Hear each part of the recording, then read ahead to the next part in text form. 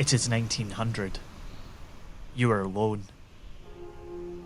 The only noise you can hear as you pick your way slowly towards the gate is that of the wind, biting at every bit of exposed skin, causing you to pull the collar of your coat up to protect yourself.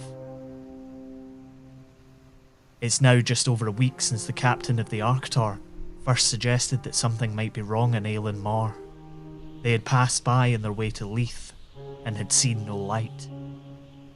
You are the first soul to set foot in the island since the relief ship, the Hesperus, was delayed due to the damned winter weather.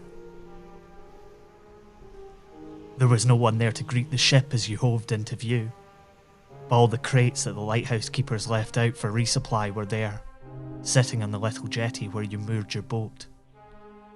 There's no flag flying in the howling wind. The captain of the Hesperus has tried to signal the shore with a whistle and a flare which lit up the slate-grey sky as it twirled through the air high above the ruins of the chapel of St. Flannan. As the relief lighthouse keeper, it is your task to go ashore and find out what has happened. The gate which leads up to the light at the highest point of the tiny island is closed, as is the main door to the little lighthouse. It creaks with the assurance of weight as you push it open. You call out into the darkness. There is no answer. The beds are unmade.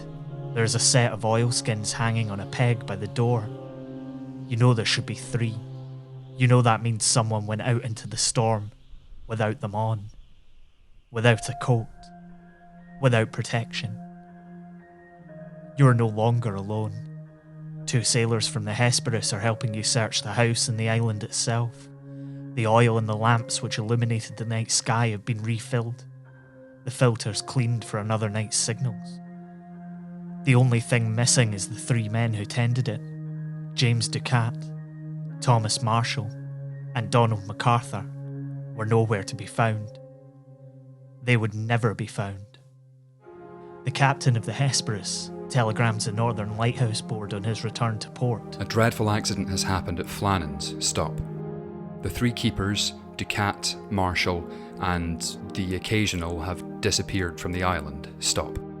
On our arrival there this afternoon, no sign of life was made to be seen on the island. Stop. Fired a rocket, but as no response was made, managed to land Moore, who went up to the station but found no keepers there. Stop. The clocks were stopped and other signs indicated that the accident must have happened about a week ago. Stop. Poor fellows, they must be blown over the cliffs or drowned trying to secure a crane or something like that. Stop.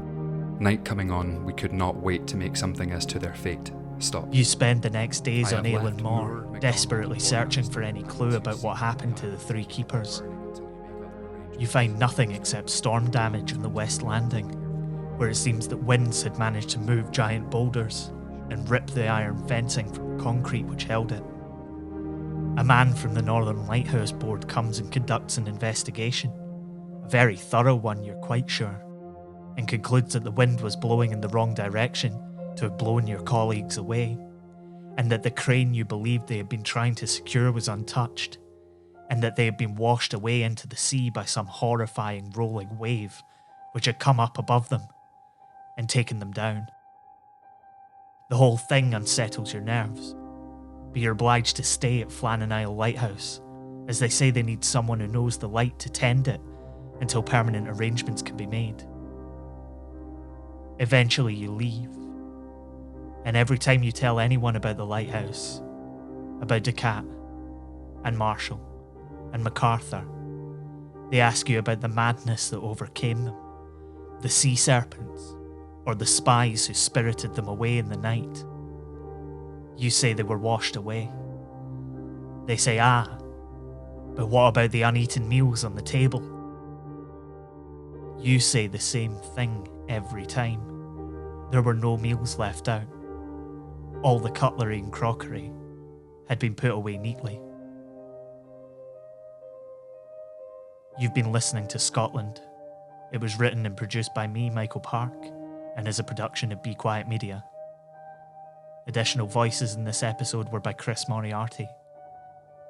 The music for every episode of Scotland is by the human substitution cipher Mitch Bain. You can check out more of his work by heading over to Facebook and searching for Mitch Bain Music. Scotland is supported by Chris Lingwood and listeners like you on Patreon. Get involved and chuck us a couple of bucks if you haven't already. It's patreon.com/Scotland History Podcast. You can find out more about the show on our website, thisisscotland.co, and on Twitter, Facebook, and Instagram by searching Scotland, Scottish History Podcast. Thanks for listening to this episode of We Scotland. Look after each other. We'll see you next time.